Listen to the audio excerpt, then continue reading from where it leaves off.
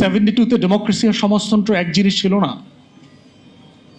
আপনি বলছেন যে এই জাতি বাঙালি বলিয়া পরিচিত হইবে, তাহলে আমার রাষ্ট্রের হাজার হাজার চাকমারা পাহাড়িরা যেই ঘোষণাপত্র শুনে যুদ্ধ করতে গিয়েছিল, তাকে আপনি 1 বছর পরে বললেন যে তুমি যদি বাঙালি না হও তোমার আইডেন্টিটির কোনো স্বীকৃতি আমার কাছে নাই।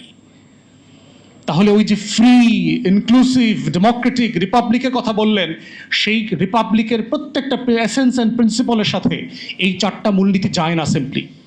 কারণ এখানে অবাঙালিরাও যুদ্ধ করেছে।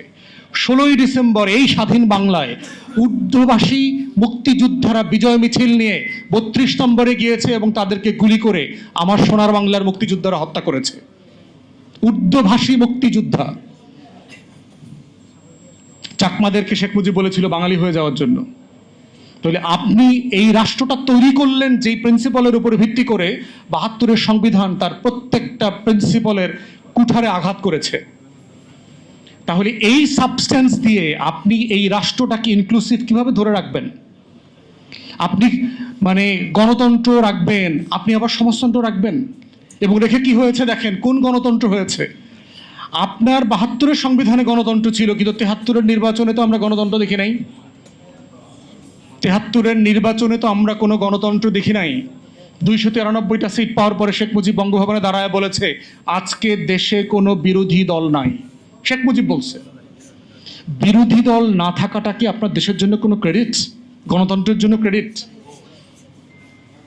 জাসদের শত শত এমপি ক্যান্ডিডেটকে পিটায়া এলাকা ছাড়া করে দিয়েছে, কয়েক ডজনকে হত্যা করেছে, ইলেকশন করতে দেয়নি। তাহলে আপনারা কেন কিসের জন্য বললেন গণতন্ত্রের কথা? এটাই তো মুক্তির লড়াইতে ছিল।